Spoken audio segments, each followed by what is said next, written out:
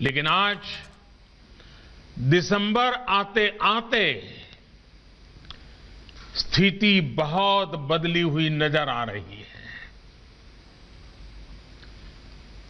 हमारे पास जवाब भी है और रोड मैप भी है। आज जो इकोनॉमी के इंडिकेटर्स हैं वो उत्साह बढ़ाने वाले हैं, हौसला बढ़ाने वाले हैं।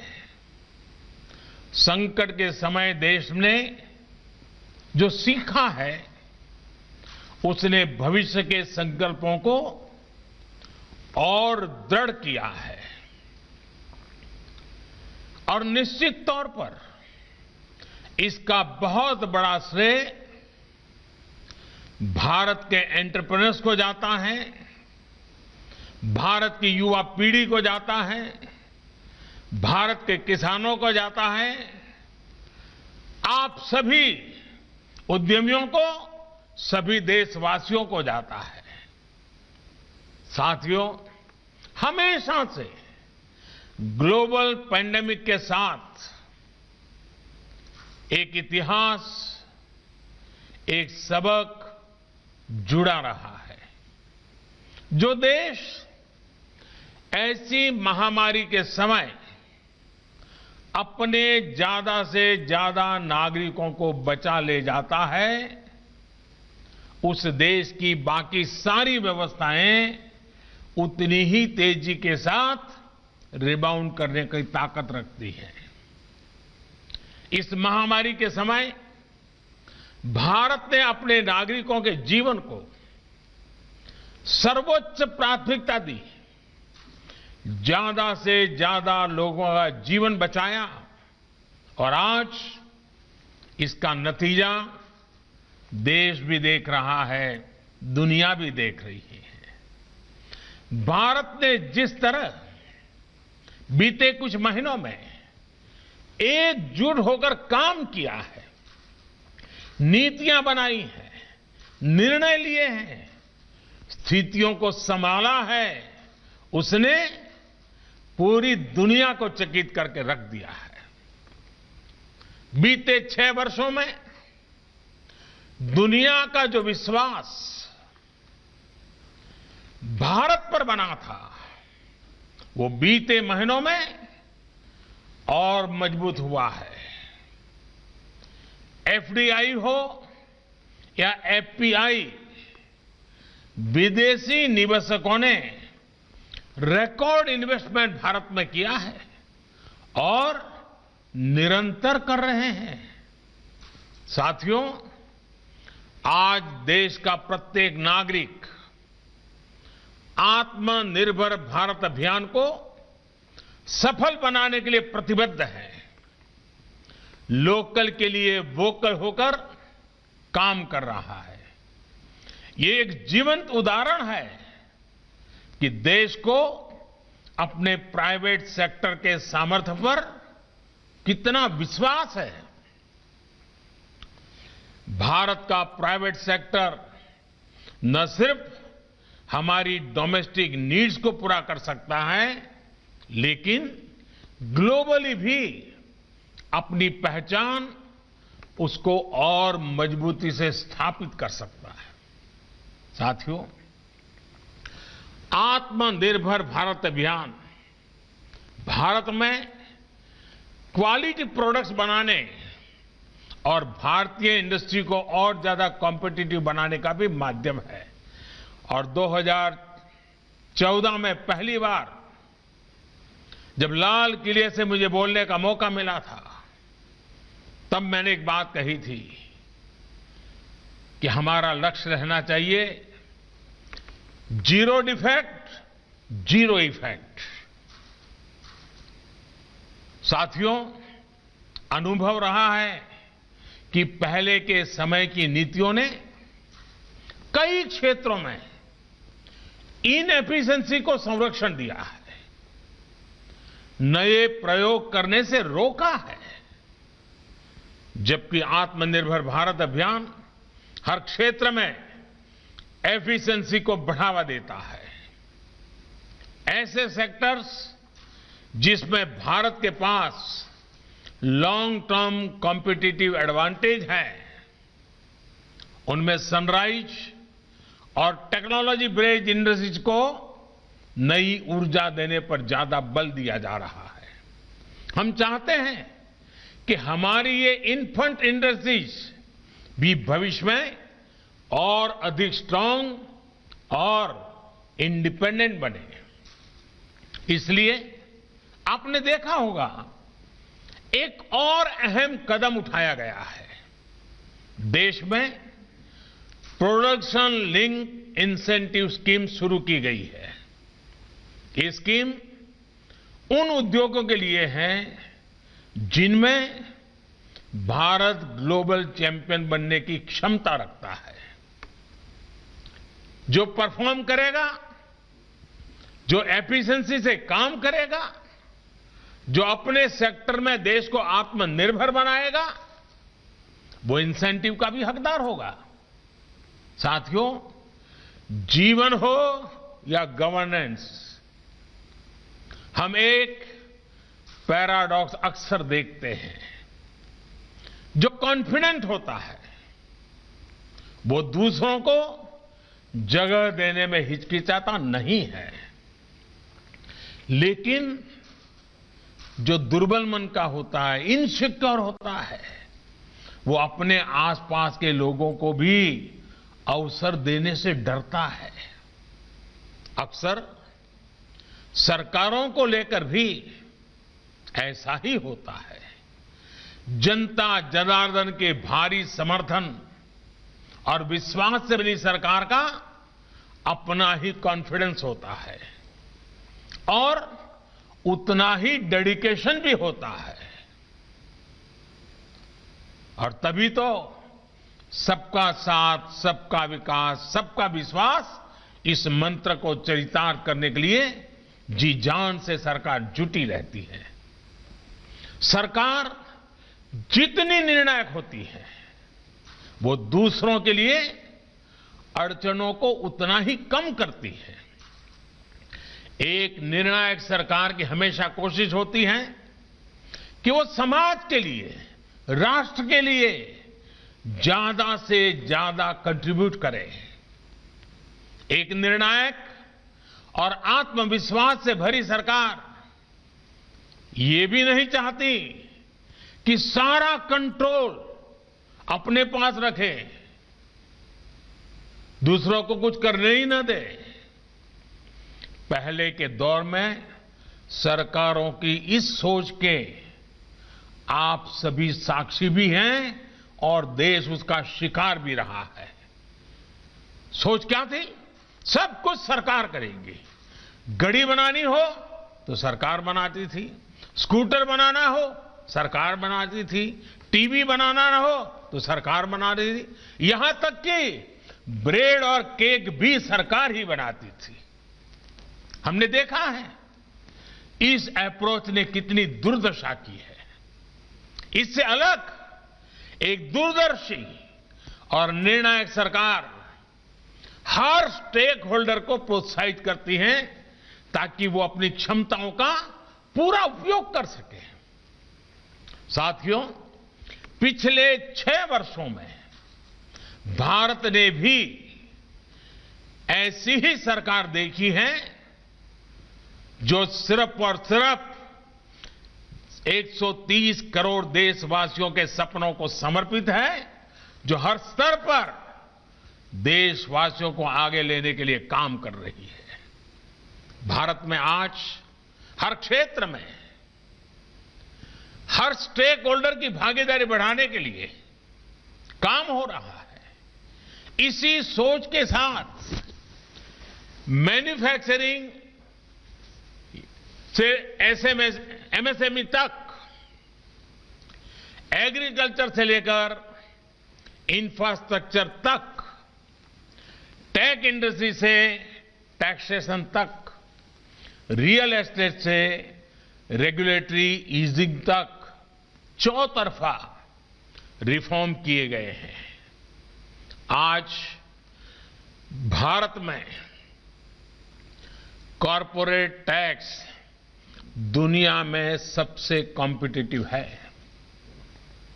आज भारत दुनिया के उन कुछ देशों में शामिल है जहां फेसलेस असेसमेंट और फेसलेस अपील की सुविधा है। इंस्पेक्टर राज और टैक्स टेररिज्म के दौर के पीछे छोड़कर भारत अपने देश के उद्यमियों के सामर्थ्य पर भरोसा करते हुए आगे बढ़ रहा है। माइनिंग हो, डिफेंस हो, स्पेस हो, ज्यादातर सेक्टर को इन्वेस्टमेंट के लिए, भारतीय टैलेंट के लिए, कंपटीशन के लिए आज अवसरों की, एक प्रकार से अनगिनत अवसरों की एक परंपरा खड़ी कर दी है। देश में लॉजिस्टिक को कॉम्पिटिटिव बनाने के लिए मल्टी मॉडल कनेक्टिविटी पर फोकस किया जा रहा है। साथियों, एक वाइब्रेंट इकोनॉमी में जब एक सेक्टर ग्रो करता है तो उसका सीधा प्रभाव दूसरे सेक्टरों पर भी होता है। लेकिन आप कल्पना कर सकते हैं कि अगर एक इंडस्ट्री से दूसरे के बीच में बेवजह की दीवारें खड़ी कर दी जाए तो क्या होगा? तब कोई इंडस्ट्री उतनी तेजी से ग्रो नहीं कर पाएगी जितनी की उसमें ताकत है, जिसका तो करना चाहिए।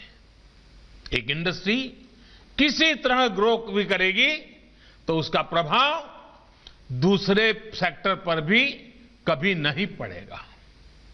अलग अलग सेक्टर्स में इस दीवार ने देश की अर्थव्यवस्था का बहुत नुकसान किया है, सामान्य मानवीय का नुकसान किया है। अब देश में जो रिफॉर्म हो रहे हैं वो इन दीवारों को हटाने का काम कर रहे हैं। अभी हाल ही में जो एग्रीकल्चर रिफॉर्म्स हुए हैं वो इसी की एक कड़ी है।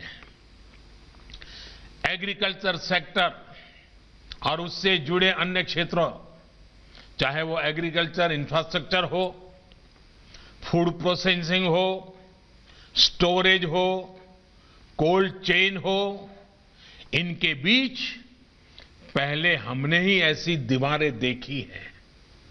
अब ये सभी दीवारें हटाई जा रही हैं, सभी अड़चनें हटाई जा रही हैं। इन दीवारों के हटने के बाद, इन रिफॉर्म्स के बाद किसानों को नए बाजार मिलेंगे, नए विकल्प मिलेंगे, उन्हें टेक्नोलॉजी का ज्यादा लाभ मिलेगा। देश का कोल्ड स्टोरेज इंफ्रास्ट्रक्चर आधुनिक होगा। इन सब से कृषि क्षेत्र में ज्यादा निवेश होगा और इन सबका सबसे ज्यादा फायदा अगर किसी को होने वाला है तो मेरे देश के किसान को होने वाला है, जो छोटे छोटे जमीन के टुकड़ों पर जिंदगी पालता है, उस किसान का भला होने वाला है। हमारे देश की अर्थव्यवस्था को अलग अलग सेक्टर्स में दीवारें नहीं, ज्यादा से ज्यादा ब्रिजेज चाहिए ताकि वो एक दूसरे का सपोर्ट कर सके।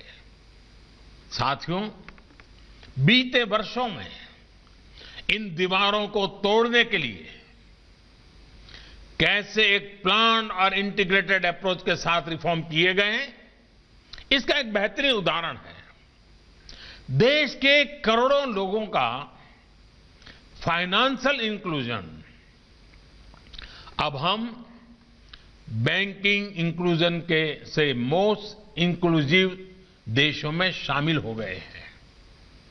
आप भी इस बात के गवाह रहे हैं कि तमाम अवरोधों को दूर करते हुए भारत में किस तरह आधार को संवैधानिक संरक्षण दिया गया। हमने अनबैंक को बैंकों से जोड़ा, सस्ता मोबाइल डेटा, सस्ते फोन उपलब्ध कराकर गरीब से गरीब को कनेक्ट किया। तब जाकर जनधन खाते, आधार और मोबाइल JAM की ट्रिनिटी देश को प्राप्त हुई। साथियों, आज दुनिया का सबसे बड़ा डायरेक्ट बेनिफिट ट्रांसफर सिस्टम देश में काम कर रहा है। डीबीटी देश में काम कर रहा है। अभी आपने भी एक इंटरनेशनल जर्नल की वो रिपोर्ट पढ़ी होगी जिसमें भारत में बनाई गई इस व्यवस्था की भूरी भूरी प्रशंसा की गई है। कोरोना के समय में जब अनेक देशों को अपने नागरिकों तक सीधे पैसे भेजने में दिक्कत आ रही थी, वो चेक और डाक विभाग पर निर्भर थे। भारत सिर्फ एक क्लिक कर से हजारों करोड़ रुपए कोटि कोटि नागरिकों के बैंक खातों में ट्रांसफर कर रहा था, पल भर में। वो भी तब जब बैंक बंद थे, देश में लॉकडाउन था। अंतर्राष्ट्रीय जगत के बड़े बड़े जानकार अब ये कह रहे हैं कि भारत के इस मॉडल से दूसरे देशों को भी सीखना चाहिए। ये पढ़कर, ये सुनकर किसे गर्व नहीं होगा। साथियों, एक समय था जब कुछ लोग ये सवाल उठाते थे कि अशिक्षा और गरीबी भरे माहौल में भारत कैसे टेक्नोलॉजी को अपने सामान्य नागरिकों तक पहुंच पाएगा। लेकिन भारत ने ये करके दिखाया है और बहुत सफलता के साथ करके दिखाया है, दिखाता रहेगा। आज अकेले यूपीआई प्लेटफॉर्म पर ही हर महीने करीब करीब 4 लाख करोड़ रुपए का ट्रांजैक्शन हो रहा है। 4 लाख करोड़ रुपए का ट्रांजैक्शन, और हर महीने नए रिकॉर्ड बन रहे हैं। आज गांव देहात में भी छोटे छोटे रेहड़ी ठेलों पर भी आज डिजिटल पेमेंट संभव हो रहा है। भारत के उद्योग जगत को देश की इस ताकत को समझते हुए आगे बढ़ना है। साथियों, हम जैसा गांव और छोटे शहरों का माहौल टीवी या फिल्मों में देखते हुए बड़े हुए हैं, उससे इनके बारे में एक अलग धारणा बनना स्वाभाविक है।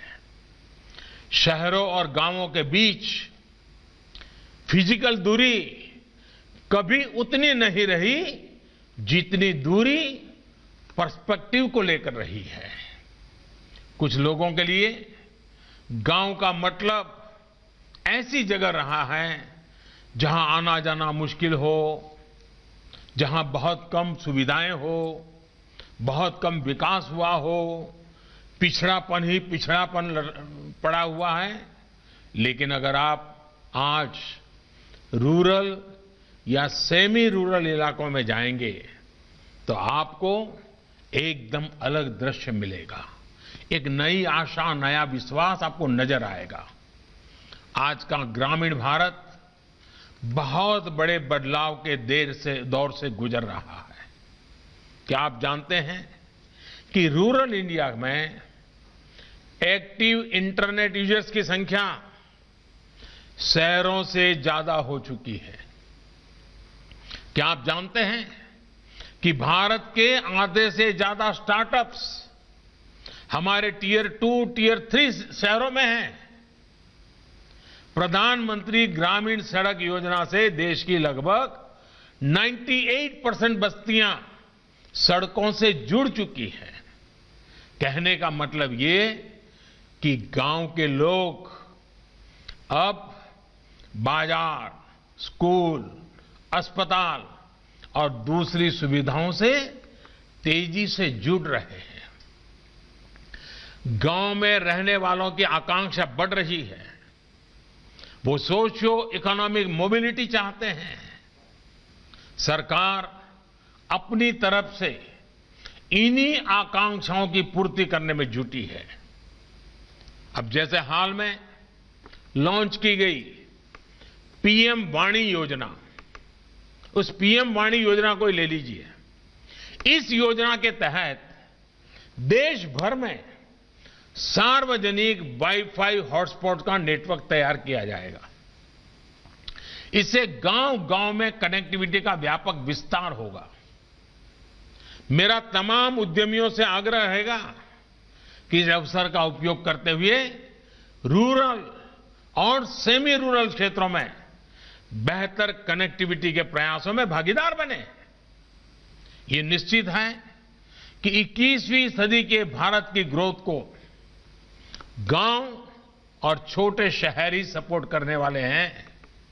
इसलिए आप जैसे एंटरप्रेन्योर्स को गांव और छोटे शहरों में इन्वेस्टमेंट का मौका बिल्कुल नहीं गंवाना चाहिए। आपके द्वारा किया गया इन्वेस्टमेंट हमारे गांवों में रहने वाले भाई बहनों के लिए, हमारे एग्रीकल्चर सेक्टर के लिए संभावनाओं के नए द्वार खोलेगा। साथियों, देश के एग्रीकल्चर सेक्टर की और उस सेक्टर को मजबूत करने के लिए बीते वर्षों में भारत में तेजी से काम किए गए हैं। आज भारत का एग्रीकल्चर सेक्टर पहले से कहीं अधिक वाइब्रेंट हुआ है। आज भारत के किसानों के पास अपनी फसल मंडियों के साथ ही बाहर भी बेचने का विकल्प है। आज भारत में मंडियों का आधुनिकीकरण तो हो ही रहा है। किसानों को डिजिटल प्लेटफॉर्म पर फसल खरीदने बेचने का भी विकल्प दिया है। इन सारे प्रयासों का लक्ष्य यही है कि किसानों की आय बढ़े, देश का किसान समृद्ध हो। जब देश का किसान समृद्ध होगा तो देश भी समृद्ध होगा। आपको मैं एक और उदाहरण देता हूं कि कृषि क्षेत्र को पहले कैसे हैंडल किया जा रहा था। साथियों, हमारे देश में पहले इथेनॉल तक को प्राथमिकता देकर इंपोर्ट किया जाता था, जबकि खेतों में गन्ना किसान परेशान रहता था कि उसका गन्ना बिक नहीं रहा या उसके गन्ना किसानों का हजारों करोड़ रुपए का बकाया भी समय पर मिलता नहीं था। हमने इस स्थिति को बदला। हमने देश में ही इथेनॉल के उत्पादन को बढ़ावा दिया। पहले चीनी बनती थी, गुड़ बनता था। कभी चीनी के दाम गिर जाते थे तो किसान को पैसे नहीं मिलते थे, कभी चीनी के दाम बढ़ जाते थे तो कंज्यूमर को तकलीफ होती थी। यानी कोई व्यवस्था ऐसी चल ही नहीं सकती। और दूसरी तरफ हम हमारे कार स्कूटर चलाने के लिए विदेशों से पेट्रोल लाते थे। अब ये काम इथेनॉल भी कर सकता था। अब देश में पेट्रोल में 10% तक इथेनॉल की ब्लेंडिंग करने की तरफ बढ़ रहा है। सोचिए, इससे कितना बड़ा बदलाव आने वाला है। इससे गन्ना किसानों की आमदनी तो बढ़ेगी ही, रोजगार के भी नए अवसर मिलेंगे। साथियों, आज जब मैं उद्योग जगत के वरिष्ठ लोगों के बीच हूं तो इस बात को भी खुलकर कहूंगा कि जितना हमारे देश में एग्रीकल्चर पर प्राइवेट सेक्टर द्वारा निवेश किया जाना चाहिए था, दुर्भाग्य से उतना नहीं हुआ। इस सेक्टर को प्राइवेट सेक्टर द्वारा उतना एक्सप्लोर ही नहीं किया गया। हमारे यहां कोल्ड स्टोरेज की समस्याएं रही है। बिना प्राइवेट सेक्टर के सपोर्ट के सप्लाई चेन बहुत सीमित दायरे में काम करती रही है। फर्टिलाइजर की किल्लत होते आपने भी देखा है। इसका कितना इंपोर्ट भारत करता है आप भी जानते हैं। एग्रीकल्चर सेक्टर की ऐसी कितनी चुनौतियों के समाधान के लिए केंद्र सरकार निरंतर काम कर रही है, लेकिन इसमें आपके इंटरेस्ट और आपके इन्वेस्टमेंट दोनों की आवश्यकता है। मैं मानता हूं कि एग्रीकल्चर से जुड़ी कई कंपनियां अच्छा काम कर रही हैं, लेकिन सिर्फ उतना ही काफी नहीं है।